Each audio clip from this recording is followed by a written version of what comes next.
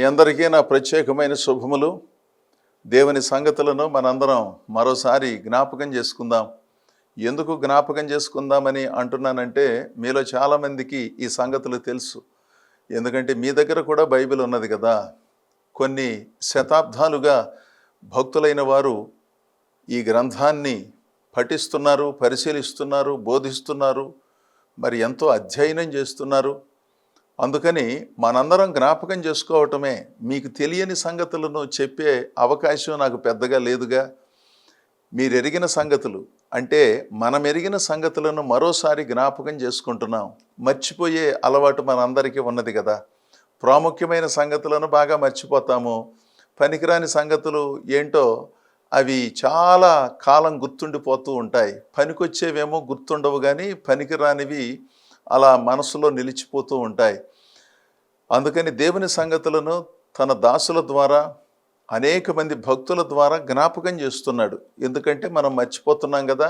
జ్ఞాపకం చేసుకుని పద్ధతిగా భక్తి కార్యక్రమాలను జరిగించాలనేది దేవుని ఉద్దేశం.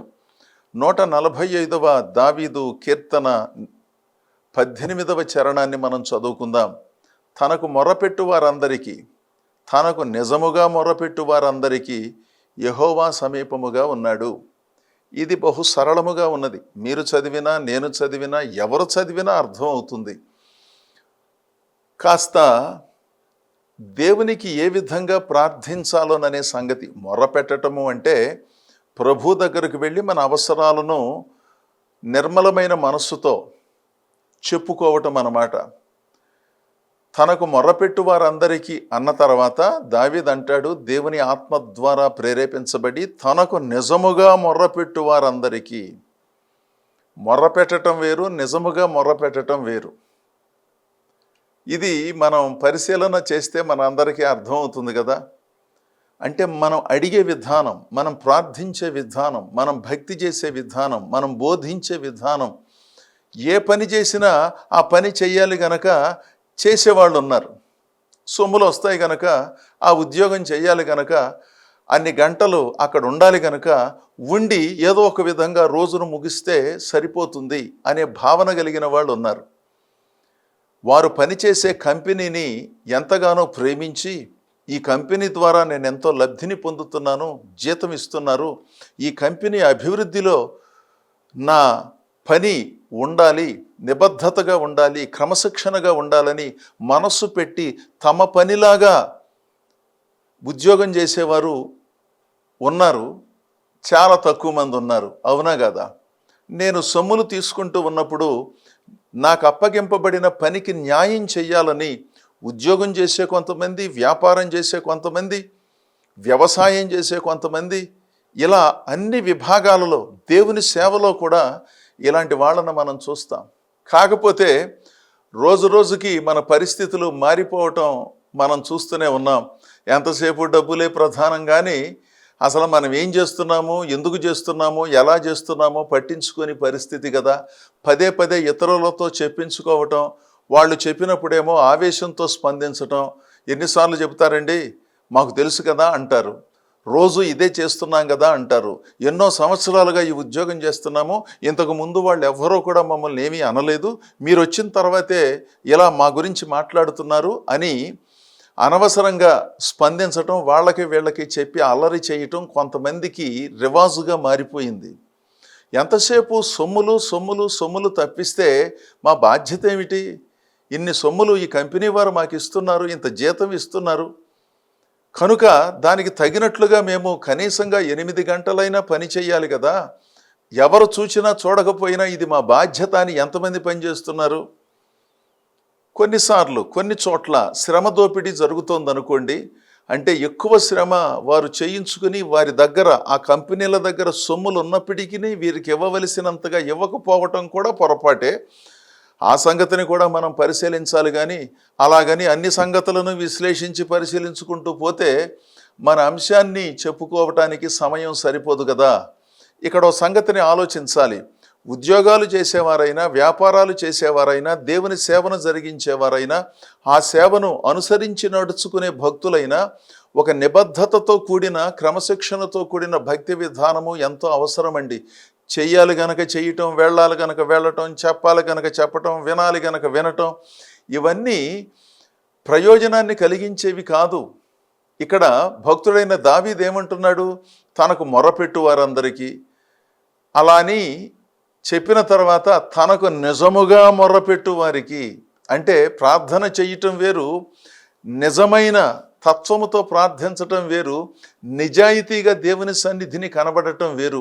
ఆదివారం వెళ్ళాలి గనక వెళ్ళాలి, 10 గంటలకు ఆరాధన అనుకోండి, వీళ్ళు 11:30, 11:15, 12కి వెళ్తారు. కొంతమంది మరీను కొద్దిసేపట్లో ముగిస్తారు అనగా వెళ్తారు, అంటే హాజరు వేయించుకుంటారు అన్నమాట. నేను కూడా ఈ ఆదివారం వచ్చానని. పోనీ ఆ ఆదివారం వారికి ప్రత్యేకమైన పనేదో వచ్చినందున, అనుకోని సంగతి ఏదో జరిగినందున ఆలస్యమైందంటే దానికి ఒక అర్థం ఉంది, అనుకుందాం కాసేపు. అలా కాదు, కొంతమందికి ఇది అలవాటు అన్నమాట. 10 గంటలకు ఆరాధన అని తెలిసినప్పుడు తదనుగుణముగా ఎందుకు సిద్ధపడటం లేదు? ఎందుకు నిర్లక్ష్యం చేస్తున్నారు? అంటే ఎప్పుడు వెళ్ళినా సరిపోతుంది, మా పాస్టర్ గారు ఏమీ అనరు. ఎన్నిసార్లు ఈ క్రమశిక్షణ గురించి దైవ సేవకులు చెబుతారు? చెబితేనేమో అభ్యంతరం కదా, ఈ సంగతులు కూడా వీళ్ళే చెబుతారా? మాకు తెలియదా? మాకు మనస్సు లేదా? దేవుడు మమ్మలను పిలవలేదా? దేవుడు మాకు ప్రత్యక్షతనివ్వలేదా అన్నట్లుగా ఆలోచన కలుగుతుంది. అలాంటి ఉన్నతమైన సదాశయములు కలిగిన వారు సమయానికి దేవుని సన్నిధికి ఒక 5 నిమిషాలు అటు ఇటుగానో వెళ్ళాలనే స్పృహను ఎందుకు కోల్పోతున్నారు? అలాంటి వాళ్ళు దేవుని సన్నిధికి వెళ్ళటం వేరు, నిజముగా వెళ్ళటం వేరు. దేవుని సన్నిధికి వెళ్ళినప్పుడు పాటలు పాడటం వేరు, నిజముగా దేవుని పాటలను ఆనందిస్తూ పాడటం వేరు. దేవుని వాక్యాన్ని బోధించటం వేరు, నిజముగా దైవ సంబంధితమైన భారముతో దేవుని సంగతులను బోధించటం వేరు. ప్రతిదానికి ఈ విధమైన విశ్లేషణ మనం జరిగించుకుంటే మన రోజువారీ జీవితంలో మనం చేసే పనులు మనకు అర్థం అవుతాయి కదా. కొంతమంది మాట్లాడుతూ ఉంటారు, నేను చాలా కాలంగా ప్రార్థన చేస్తున్నానండి, నాకు సమాధానం రాలేదు అని. ఒకవేళ దేవుడు వారికి సమాధానాన్ని కొంతకాలం తర్వాత చెబుదామని భావిస్తే వాటిని మనం ఏ విధంగానూ మాట్లాడుకోవటానికి వీల్లేదు. కానీ అలాంటి వారిని ప్రక్కన పెట్టి మనం ఆలోచన చేస్తే అసలు వారు దేవుని సన్నిధికి వెళ్ళి ఎలా ప్రార్థన చేయాలో తెలియదు, ఎందుకు ప్రార్థన చేస్తున్నారో తెలియదు, ఎందుకు ఆ విధంగా ప్రవర్తిస్తున్నారో తెలియదు. అలాంటప్పుడు దేవుడు వారికి సమాధానం ఏ విధంగా ఇస్తాడని మనం అనుకోవాలి, వాళ్ళు అనుకుంటున్నారు. వాళ్ళ మాటలు మారలేదు, వాళ్ళ క్రియలు మారలేదు, వాళ్ళ ఆలోచనలు మారలేదు. బాప్తిస్మం తీసుకున్నామంటారు, పరిశుద్ధాత్మను పొందుకున్నామంటారు, పెద్ద పెద్ద దైవ సేవకులైన వాళ్ళ పేర్లు చెబుతారు, వాళ్ళతో మాకు సత్సంబంధం ఉన్నది, బంధుత్వం ఉన్నది అంటారు. చాలా సంతోషం. మరి ఇంత గొప్ప ఆధ్యాత్మిక అనుభవము కలిగిన వాళ్ళు ఎందుకు ఇలా మాట్లాడుతున్నారు? ఎందుకు ఇలా వ్యవహరిస్తున్నారు? ఎందుకు ఇతరుల చేత ఎంచబడే రీతిలో సామాన్యమైన సంగతులను కూడా పట్టించుకోకుండా జీవిస్తున్నారు అనే సంగతులకు కూడా వారు సమాధానం చెప్పాలి కదా. నిజముగా మొర్ర పెట్టడం వేరండి, మొర్ర పెట్టడం వేరండి. ప్రార్థించటం, పడుకోబోయే ముందు ప్రార్థించవచ్చు, 1 నిమిషమో 2 నిమిషాలు. భోజనం చేసేటప్పుడు ప్రార్థన చేస్తున్నారు, ప్రయాణంలో భద్రత కొరకు ప్రార్థన చేస్తున్నారు. కానీ నిజముగా దేవుని సంగతులను నేను గ్రహించాలి, దేవుని సేవలను దేవుడు ఆశించినట్లుగా నేను జరిగించాలి, అంతేగాని నాకు తోచినట్లుగా నేను చేసి దేవుడు నాతో చెప్పాడని నేను చెప్పటం కానీ మీరు చెప్పటం కానీ, ఇలాంటివి అనవసరమైన సంగతులు. దేవుని లేఖనాలలో ఏమున్నాయో వాటిని బోధించాలి. కొంచెం కష్టమైన ప్రజలను ఆకర్షించటానికి దేవుని సంగతులు ఉన్నవి ఉన్నట్లుగా చెప్పినప్పుడు ఆలస్యమైనప్పటికీ పర్వాలేదు, మనం జీవితాలను కట్టాలి. కానీ భౌతిక మందిరాలను కట్టడమే ప్రధానాంశం కాదు. జీవితాలు కట్టబడిన వాళ్ళు భౌతిక మందిరాలను కట్టి అందులో పరిశుద్ధులను చేర్చి దేవునిని ఆరాధించడానికి కారణమవుతారనే ఆ సంగతులను పట్టించుకోకుండాను నేను ప్రార్థన చేస్తున్నాను, నేను పాట పాడుతున్నాను, నేను వాక్యం చెబుతున్నాను, నేను సంఘాన్ని నడిపిస్తున్నాను అని ప్రతి వాళ్ళు అదో రకమైన పోటీతత్వాన్ని కనపరుస్తూ నిజాయితీగా దేవుని సన్నిధిలో మొర్ర పెట్టడం, దేవుని సేవలను జరిగించటం, ఆత్మతోనూ సత్యముతోనూ దేవుని ఆరాధించటం, దేవుని సంగతులను ప్రజలకు నేర్పించటం, ఈ పద్ధతులను అనుసరించకుండాను ఏదో చెయ్యాలి గనక చెయ్యటం, చెప్పాలి గనక చెప్పటం, వెళ్ళాలి గనక వెళ్ళటం, ప్రార్థించాలి గనక ప్రార్థించటం అనే పద్ధతులకే మనం పరిమితమైతే కొన్ని సంగతులను కోల్పోతున్నామేమో ఒకసారి అందరం ఆలోచన చెయ్యాలి. ఒకవేళ ప్రభువుని నమ్ముకున్న క్రొత్తలో కొన్ని సంగతులు తెలియవు గనుక అలా ఉన్నప్పటికీ దశాబ్దాలు భక్తిని కొనసాగించినప్పుడు ఈ సంగతులను మనం గ్రహించవలసిన బాధ్యత కూడా ఉన్నది కదా. యేసు ప్రభు ఆయన భక్తిని నేర్పించటానికి లోకానికి వచ్చినప్పుడు అద్భుతమైన బోధలు చేశాడండి. బాధలను మాన్పటమే కాకుండాను మనిషిలో ఉన్న ఆత్మకు చైతన్యాన్ని కలిగించాడు. ఆత్మకు అద్భుతమైన ఆదరణను కలిగించి దేవుని సంగతులను బోధించాడు. 6వ అధ్యాయము మత్తయి సువార్త 33వ వచనములో యేసు ప్రభువు చెప్పినటువంటి మాట ఏమిటంటే, కాబట్టి మీరు ఆయన రాజ్యమును నీతిని మొదట వెదుకుడి, అప్పుడు అవన్నీ మీకు అనుగ్రహింపబడును. అవన్నీ అంటే ఏమిటండి అనే ధర్మ సందేహం మీకు కలిగితే మత్తయి సువార్త 6వ అధ్యాయం అంతా చదువుకోవాలి. ఏమి తిందుమో, ఏమి త్రాగుదుమో, ఏమి ధరించుకుందుమోననే ఆలోచన, మరి ఏ విధంగా ప్రార్థించాలి, ఏ విధంగా భక్తి చెయ్యాలి అనే ఆలోచన, వాటికి సమాధానాన్ని పైన వచనాలలో ప్రభు ఎంతో చక్కగా చెప్పాడు. పరలోకంలో ధనమును కూర్చుకోమన్నాడు. భూలోకములో ధనమును కూర్చుకుని నేను ధనవంతుణ్ణి, నా దగ్గర చాలా సొమ్ములున్నాయి అనే భావనతో కొంతమంది ఉన్నారు. మంచిదే, వారు కష్టపడి సొమ్ములను సంపాదించి వారి సంతానానికి ఇచ్చుకుంటున్నారు, వారి అవసరాలను తీర్చుకుంటున్నారు, మంచిదే. అయితే పరలోకంలో ధనాన్ని కూర్చుకోమని చెప్పాడనమాట. అక్కడ దొంగలు లేరు, ఏ విధంగానూ సొమ్ములు ఎంతకాలము దాచుకున్నప్పటికీ ఆ సొమ్ములు చెల్లుబాటులోనే ఉంటాయని చెప్పాడనమాట. పరలోకంలో ధనం ఎలా కూర్చుకోవాలండి అంటే, భూలోకంలో భక్తి సూత్రాలతో చేస్తే పరలోకపు ధననిధిలో సొమ్ములు ఉంటాయి అన్నమాట. వాళ్ళ పేరున ఎవరిష్టం వచ్చినట్లుగా వాళ్ళు సేవలు చేయటం, ఎవరిష్టం వచ్చినట్లుగా వాళ్ళు భక్తి చేయటం, ఎవరికి తోచినట్లుగా వాళ్ళు సంఘములను నిర్వహించుకోవటం, ప్రలోభాలకు ప్రజలను గురి చేయటం, ప్రభావ సువార్తను చెప్పకపోవటం, అనవసరమైనటువంటి ధోరణులతో చెలరేగిపోవటం, అదేమంటే దేవుడు నాతో చెప్పాడని అందరి నోళ్ళు మూయించటం, నేను ఈ పద్ధతినే కొనసాగిస్తానని చెప్పుకుంటూ వెళ్ళటం, ఇవన్నీ ఏదో ఒక రకమైనటువంటి భావనను సంతృప్తిపరుచుకోవటానికి చెప్పే సంగతులే కానీ, నా రాజ్యమును నా నీతిని మొదట వెదకండి అంటే దాని అర్థం నన్నుగా సేవించండి అయ్యా, మీకు తోచినట్లుగా మీకు ఇష్టమైనట్లుగా కార్యక్రమాలను నడిపించటం కాదు. దేవుని పద్ధతులను అనుసరించి మీరు జీవించాలి, వాటినే ప్రజలకు నేర్పించాలి. మీ స్వనీతిని ఆధారం చేసుకుని సమర్థించుకుంటూ అదో రకమైనటువంటి పద్ధతిలో కాదు, నిబద్ధతగా వ్యవహరించాలి. దేవుని సంగతులను ఉన్నవి ఉన్నట్లుగా బోధించాలి, వాటినే ప్రజలకు నేర్పించాలి. తద్వారా వాళ్ళను దేవునితో అనుబంధం చేసే భక్తిని నేర్పించాలి. అది దేవుని రాజ్యమును నీతిని వెతకటం అంటే. దేవుని సన్నిధిలో కొనసాగే విశ్వాసులు దేవునికి ప్రాధాన్యతనిస్తూ ఆధ్యాత్మిక క్రమశిక్షణ కలిగి జీవించటం అంటే ఏమిటో నేర్చుకుంటే దేవుడు సమస్తమును సానుకూలపరిచి వారి జీవితాలను గొప్పగా నడిపిస్తాడు. వీటిని మనం నేర్చుకోవడం చాలా ప్రాముఖ్యం. ఏదో అప్పుడప్పుడు ప్రార్థనా మందిరానికి వెళ్ళొచ్చి, నేను ప్రార్థనా మందిరానికి వెళ్ళొస్తున్నానండి, ఎప్పుడో ప్రయాణానికి ముందో ఖాళీగా ఉన్నప్పుడో బైబిల్ తెరచి కుడివైపున ఉన్న 2-3 వచనాలు చదివి నేను బైబిల్ చదువుతున్నానండి. ఇవన్నీ ప్రాథమిక దశలో కొంతవరకు సమర్థించుకోవటానికి సరిపోతాయేమో కానీ, బైబిలును చదివే పద్ధతి ఒకటి ఉన్నది, ప్రార్థన చేసే పద్ధతి ఒకటి ఉన్నది, ప్రార్థనా మందిరానికి వెళ్ళి అక్కడ సేవలు అందించే పద్ధతులు కొన్ని ఉన్నాయి. అంతేగాని ఏదో ఒకటి చేయటం అని 2 నిమిషాలు 3 నిమిషాలు నేను ఆ పని చేస్తున్నానండి, నన్ను ఎవరో గుర్తించటం లేదు, నన్ను ఎవరో పట్టించుకోవటం లేదు. కొంతమంది ఇలా మాట్లాడుతూ ఉంటారు, తెలుసో తెలియకో మనకు తెలియదు, అసలు మనం ఏమి వింటున్నామో మనకే అర్థం కాదు కొన్నిసార్లు. వీళ్ళ అనుభవం ఏమిటో, వీళ్ళ ఆలోచన ఏమిటో కూడా మనకు తెలియదు. నిజముగా మొర్రపెట్టు వారందరికీ ఆయన అద్భుతమైన చేయూతను సహాయాన్ని జరిగిస్తాడు. భక్తి చేయటం వేరు, నిజముగా భక్తి చేయటం వేరు. సేవ చేయటం వేరు, నిజముగా దేవుని సేవలను జరిగించటం వేరు. ప్రతిదానిని మనం ఈ విధంగా పరిశీలన చేస్తే నిబద్ధతతో, దేవుని నీతితో, మనస్సాక్షి వెలుగులో దేవుని సేవలను జరిగిస్తూ ప్రజల జీవితాలను నిర్మాణాత్మకంగా కట్టడమే ప్రధాన అంశం అండి. నేను ఇంతకు ముందు ప్రస్తావించాను, డబ్బులుంటే మందిరాలు కట్టొచ్చు, కానీ ప్రజలను డబ్బుతో కట్టలేం కదా. ప్రజలను చక్కగా నిర్మించాలి కదా.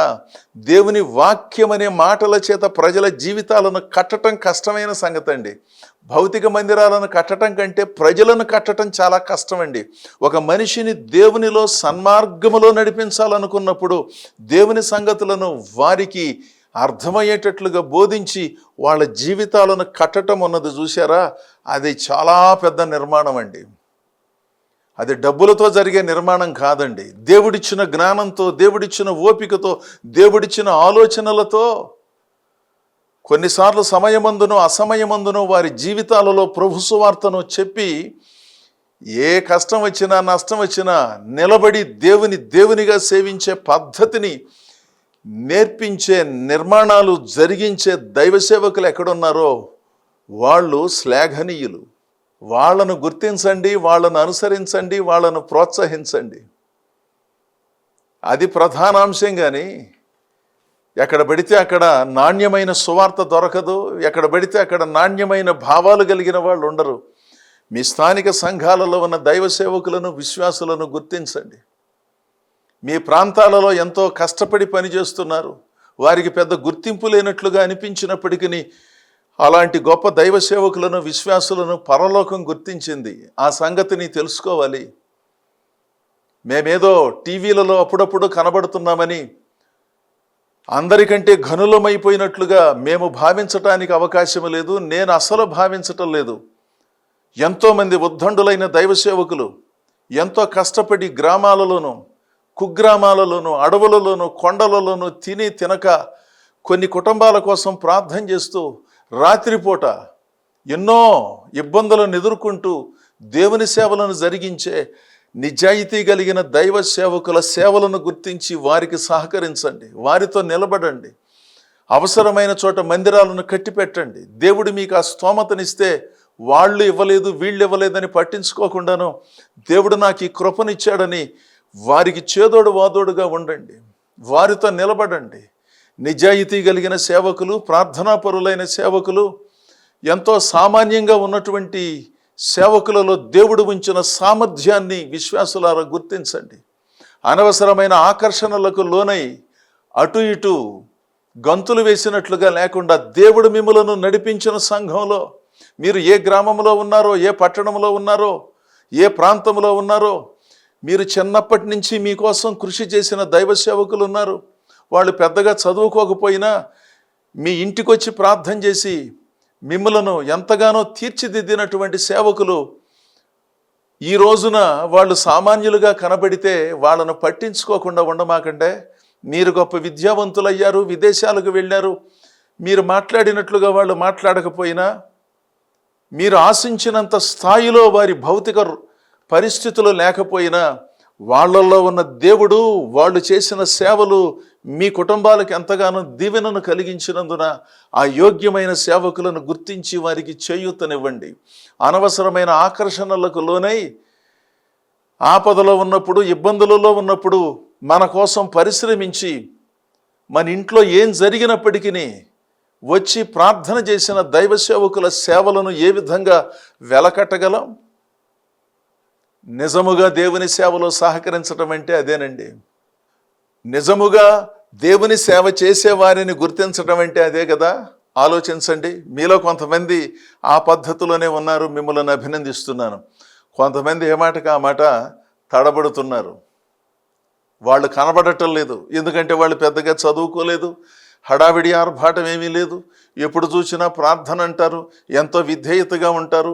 పట్టించుకున్నా పట్టించుకోకపోయినా వాళ్ళు చేసే సేవలు వాళ్ళు చేసేసరికి ఈ లోపున ఒకప్పుడు పిల్లలుగా ఉన్న వీళ్ళు పెరిగి పెద్ద ఈ విదేశాలకు వెళ్ళి సొమ్ములు సంపాదించేసరికి కొంతమందికి వారి గ్రామాలలో ఉన్న దైవ సేవకులు పెద్దగా ఆనటం లేదు.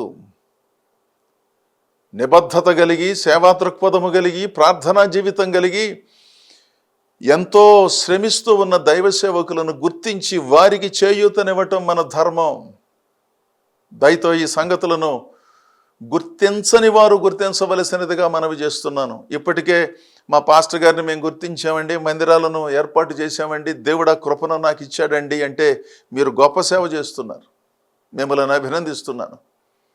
నిజముగా దేవుని సేవలో సహకరించటం అంటే అదేనని గుర్తించండి. సహకరించటం వేరు, నిజముగా సహకరించటం వేరు. దేవుడు మనకిచ్చిన స్థాయిని బట్టి సహకరించాలి. అంతేగాని అందరూ ఇచ్చినట్లుగా నేను కూడా ఏదో సహకారం చేశానండి అంటే ఎట్లా? వాళ్ళ స్థాయి వేరు, కొంతమంది స్థాయి వేరు. దేవుడు దీవించిన స్థాయిని బట్టి దేవుని సేవలకు సహకరించాలి. కానీ నలుగురితో నేను అన్నట్లుగా వ్యవహరిస్తే ఎలా కుదురుతుంది?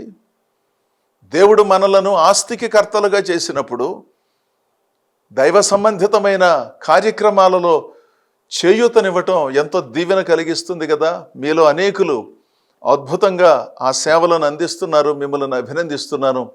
మీ స్థానిక సంఘములను, మీ గ్రామాలలో, పట్టణాలలో, మీ ప్రాంతాలలో మీరు చిన్నప్పుడు మీకేమీ తెలియనప్పుడే సేవలు అందించిన దైవ సేవకులు ఉన్నారే, వారిని గుర్తించి సన్మానించండి, వారికి విలువనివ్వండి. అది నిజముగా దేవుని సేవలో సహకరించినట్లు అవుతుందని నా భావన. మేము అలాగే చేస్తున్నామండి పాస్టర్ గారు.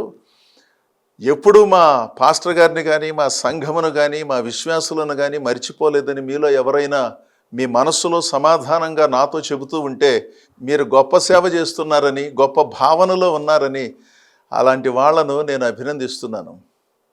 మొదట నా రాజ్యమును, నా నీతిని వెదకుడి, అప్పుడు మీకు అవన్నీ లభిస్తాయని ప్రభు చెప్పాడు. అంటే ఒక పద్ధతితో కూడిన భక్తిని జరిగించినప్పుడు దేవుడు సర్వమును అనుగ్రహించి గొప్పగా దీవిస్తాడనమాట. ఇదే భావాన్ని యోహాను సువార్త 15వ అధ్యాయం 7వ వచనములో ప్రభు అయిన యేసుక్రీస్తు చెబుతున్నాడు అలంకార భాషలో, నా యందు మీరును మీ యందు నా మాటలను నిలిచియుండిన ఎడల మీకేది ఇష్టమో అడుగుడి, అది మీకు అనుగ్రహింపబడును. అంటే దేవునిలో మనము ఉండవలసిన స్థితిని అద్భుతంగా సూచించాడు. నా యందు మీరును మీ యందు నా మాటలను నిలిచియుండిన ఎడల మీకు ఇష్టమైన దానిని అనుగ్రహిస్తాను అంటున్నాడు. అంతే కదా. అసలు దేవుని మాటలను పట్టించుకోకుండా, దేవుని సన్నిధిలో క్రమంగా కొనసాగకుండా, దేవుడు నాకు వాగ్దానం ఇచ్చాడు, నాకు ఎందుకు జరగలేదు కనుక నేను మందిరానికి రాను, నేను అనుకున్నట్లుగా జరగలేదు కనుక అసలు నేను మందిరానికి రాకుండా ఇంట్లో కూర్చుంటాను అని కొంతమంది ఏంటో అదో రకమైనటువంటి పద్ధతిని అనుసరిస్తారు. వీళ్ళేదో దేవుని అనుసరించినట్లు, దేవుని సన్నిధిలో ప్రార్థించినట్లు, దేవుని సేవలో సహకరించినట్లు, ఇంత సహకారం చేసినా, ఇంతగా ప్రార్థించినా అసలు ఏమీ జరగలేదన్నట్లుగా భావించి దేవుని మీద అలగటం, సంఘాల మీద అలగటం, ఇంట్లో కూర్చోవటం కొంతమంది చేసే పనులు. అది సరి అయినది కాదండి. దేవుని మాటలను మనలో ఉంచుకోవాలి, మనము దేవునిలో ఉండాలి. అప్పుడు మీకేది ఇష్టమో దానిని అడిగితే దేవుడు వాటిని అనుగ్రహించి అద్భుతంగా నడిపిస్తాడు. మత్తయి సువార్త 7వ అధ్యాయం 7వ వచనములో అడుగుడి మీకు ఇవ్వబడును, వెదకుడి మీకు దొరుకును, తట్టుడి మీకు తీయబడును అని చెప్పాడు కదా. అడగవలసిన రీతిలో అడగాలి, నిజముగా దేవునికి మొర్ర పెట్టాలి, నిజముగా భక్తిని మనం జరిగించాలి. నిజాయితీగా దేవుని సన్నిధిలో మనం కనబడినప్పుడు మనలను దేవుడు గొప్పగా ఆశీర్వదిస్తాడు. మీలో అనేకులు ఇదే పద్ధతిని అనుసరిస్తున్నారు. మిమ్మల్ని అభినందిస్తున్నాను. ఒకవేళ తెలిసి తెలియక కొంతమంది అదో రకంగా ఉంటే దేవుని వాక్యము చేత ప్రేరేపించబడి స్థిరపడి దేవుని ఆశీస్సులు పొందుకోవాలని కోరుతున్నాను.